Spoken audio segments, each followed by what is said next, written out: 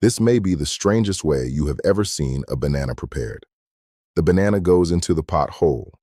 The cloves are pushed directly through the peel. And the strongest part of this drink is not the banana. Cloves contain eugenol, a compound studied for antibacterial and antifungal activity. Heat releases its aroma and water-soluble components into the cup. But the peel changes the recipe too. It contains plant compounds most people throw away without a second thought. The key is using the right amount. Too little creates only flavored water.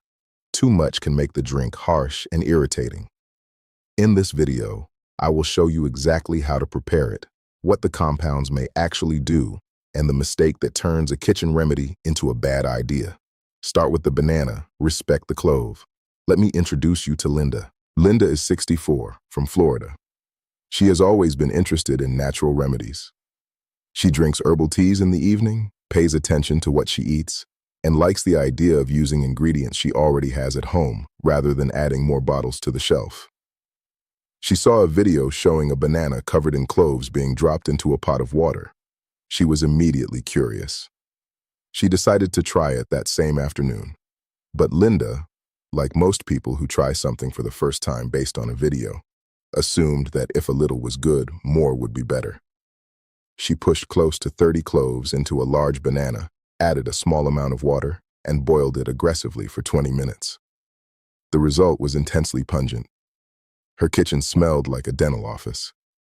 The liquid was dark brown and strong enough that the first sip made her eyes water. She drank it anyway because she thought the strong taste meant it was working. By the next morning, she had a mildly upset stomach and a lasting impression that this recipe was more aggressive than it needed to be. Linda thought the strongest cup would be the healthiest cup. With cloves, stronger can simply mean more irritating. The secret was not adding more. It was knowing what the ingredient could realistically do. Here is where we start, with the clove itself, because the banana is the container of this ritual. The clove is the reason the recipe has a reputation. Cloves are the dried flower buds of the Syzygium aromaticum tree. They have been used in traditional medicine systems across Asia, the Middle East, and Europe for centuries. For oral care, digestion, food preservation, pain relief, and antimicrobial purposes. Most of that reputation comes from one molecule, eugenol. Eugenol is the primary aromatic compound in cloves. It is responsible for the characteristic smell, that warm, deep, almost numbing scent that distinguishes cloves from every other spice.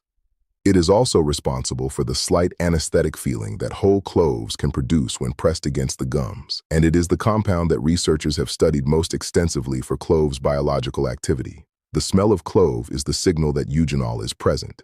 In laboratory research, eugenol and clove-based preparations have demonstrated meaningful antibacterial and antifungal activity across multiple studies. Research published in peer-reviewed journals has found that eugenol can affect bacterial cell membranes, interfere with the formation of biofilms, the protective matrices that bacteria build around themselves to resist attack, and inhibit the growth of various bacterial and fungal species, including multiple Candida strains. These are real biological findings from real research. The important context is where that research happened. Laboratory plates, test tubes, controlled solutions with specific concentrations. Eugenol purified and isolated. Clove oil standardized and measured. In those conditions, the activity is consistent and reproducible. A homemade cup made with whole cloves simmered in water for 10 minutes is a different thing. The eugenol concentration in a mild infusion is far lower than in an essential oil or a laboratory extract. The environment it enters, a digestive system with its own chemistry, dilution, and microbial population, is far more complex than a laboratory plate. The clove has real antimicrobial chemistry. A mild infusion is still not a prescription antifungal, but it is not chemically empty. And that distinction matters, because the goal of this recipe is not to simulate a clinical treatment. It is to deliver a warm, aromatic drink that contains real plant compounds in a form that is pleasurable, safe, and different from another sweetened evening beverage. If you're over 50 and you want natural remedies explained without turning your kitchen into a laboratory, subscribe now. That is exactly what this channel is built to do. Now let me explain what the banana is doing in this recipe. Because most people assume it is there for sweetness or flavor, and the more interesting answer is the peel. The flesh of a ripe banana provides carbohydrates, potassium, vitamin B6, and a natural sweetness that softens the intensity of the cloves in the cup. When the banana is strained out after cooking, most of the fiber stays with the solid banana, not in the liquid. So this is not a high-fiber drink. It is a mild, lightly sweet base for the clove infusion. Most people think the banana is there for sweetness. The peel is the part making the recipe unusual. Banana peel has been the subject of research for reasons that most people who peel a banana every morning have never considered. Research on banana peel composition has identified meaningful concentrations of phenolic compounds, carotenoids, tannins, and other plant components with antioxidant activity. Studies examining banana peel extracts have found antioxidant, antimicrobial, and anti-inflammatory properties in laboratory settings. The peel is not empty because people normally throw it away. It is simply the part of the fruit that most culinary traditions discard, not because it has nothing to offer, but because the flavor convention of eating banana is focused on the flesh. When you boil a whole banana in water, some of those peel compounds become water-soluble and move into the liquid. The resulting infusion is darker and more complex than it would be with flesh alone. You are extracting something real, not equivalent to a standardized pharmaceutical extract, but not equivalent to plain hot water either. But knowing what is inside the peel is not enough. The way you heat it changes what reaches the cup. Hot water extracts aroma and water-soluble compounds from both the cloves and the banana peel simultaneously. The eugenol in the cloves, the phenolic compounds in the peel, and the natural sugars from the flesh all infuse into the water during cooking. Gentle heat is more effective than aggressive boiling for aromatic compounds. Boiling aggressively for a long time can drive off some of the volatile aromatics and leave behind a harsher, more bitter result. The punctures you make by pushing the cloves through the peel do not create a new molecule or produce a biological synergy between banana and clove that wouldn't otherwise exist. What they do is physical. They increase the contact surface between the cloves, the banana peel, and the water. More contact during extraction means more of what is in each ingredient reaches the liquid. Visually, it creates the central image of the recipe. Practically, it is a smart preparation technique. The punctures do not create magic. They bring the clove, peel, and hot water into the same extraction. Let me give you the recipe exactly as I would prepare it. Start with one medium-ripe banana, ripe enough that the peel is fully yellow, but not so overripe that it is soft and bruised all over. Wash the banana thoroughly under running water. Gently scrub the peel with clean hands or a soft brush to remove surface residue. Cut off both ends of the banana. Now take 6 to 10 whole dried cloves and push them one at a time through the peel at evenly spaced intervals along the length of the banana. The clove head should sit flush against the peel surface. 6 cloves for a milder, more approachable cup. 10 for a more pronounced clove presence. More than 10 moves toward the territory Linda discovered. Technically still food, but noticeably strong and potentially irritating for sensitive stomachs. Place the whole banana in a small saucepan. Add 500 to 600 milliliters of water, roughly 2.5 cups. Bring it to a gentle boil over medium heat. Once you see steady bubbling, reduce the heat to a low simmer. Let it cook for approximately 8 to 10 minutes. The water will turn a warm golden amber. The kitchen will smell of clove and warm fruit. Turn off the heat and let the pot rest for 5 minutes. This resting period allows aromatic compounds to continue infusing without the disruption of active bubbling. Remove the banana and cloves from the pot. Strain the liquid into a cup or mug through a fine sieve or cheesecloth. Serve warm. If you want a small amount of sweetness, wait until the drink has cooled slightly and add a minimal drizzle of raw honey. Adding honey to boiling liquid degrades its heat-sensitive compounds. That is the recipe. Not a large batch. Not a daily protocol with a fixed schedule. A small cup prepared occasionally, as part of a thoughtful kitchen ritual. Would you drink this plain, or would you add a small amount of honey? Write plain or honey in the comments below. Now let me be honest about what this drink may realistically offer, because this is where kitchen remedy content most often loses people, either by overpromising or by dismissing everything with a single skeptical paragraph. The most defensible benefit is hydration. A warm drink contributes to fluid intake. For older adults, maintaining adequate hydration throughout the day matters more than most people give it credit for, and a flavorful, caffeine-free alternative to sweetened beverages can make that easier. The second benefit is the replacement effect. Most evenings, people reach for something sweet, caffeinated, or highly processed to wind down. A banana and clove infusion is none of those things. Sometimes the benefit is not only what the drink adds, it is what the drink replaces. The third benefit is genuine plant chemistry. Antioxidant compounds from both the cloves and the banana peel are present in the infusion. Antioxidant activity is a real and studied property of plant phenolics. It does not mean the drink is removing toxins, reversing cell damage, or cleaning the blood. It means you are consuming compounds that can interact with oxidative processes in the way that many plant foods do. The clove delivers meaningful amounts of eugenol in this context. The banana peel contributes its own set of phenolics. The fourth benefit is aroma and sensory ritual. Warm, aromatic drinks have been part of evening and post-meal traditions across human cultures for reasons that go beyond nutrition. The smell of cloves and warm banana is grounding and specific.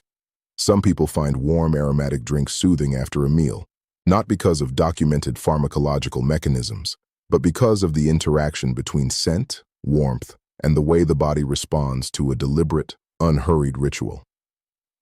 Now let me talk about the gut connection, because this is a gut health channel. And the most important thing I can say about this recipe in the gut is the thing that almost no natural health content ever says. A healthy gut is not a sterile gut. The goal of gut health is not the elimination of all microbes. It is the cultivation of a diverse, well-nourished microbial community that supports barrier function, immune regulation, digestion, and overall metabolic health. Eugenol and other antimicrobial plant compounds may interact with that environment. This is an active area of research. But using an infusion at home to kill bad bacteria or eliminate fungi is not what the science currently supports. And more importantly, it is not the right goal. Targeted antimicrobial action, if clinically needed, requires diagnosis, identification, and appropriate medical treatment, not a cup of banana tea. What this infusion can realistically offer to gut context is modest. A caffeine-free evening drink that does not load the gut with refined sugar, artificial sweeteners, or highly processed ingredients. In that role, it earns its place. Now let me address the mistakes because Linda's experience is more common than people admit. The most significant mistake is using too many cloves. 6 to 10 whole cloves in 500 milliliters of water produces a pleasant, spiced infusion. 30 cloves in a small amount of water produces something closer to a concentrated extract. Irritating, not beneficial. The second mistake is adding clove essential oil to intensify the preparation. Never do this. Essential oil contains eugenol at concentrations many times higher than whole cloves in water, and concentrated clove oil ingestion has been associated with significant toxicity in clinical literature.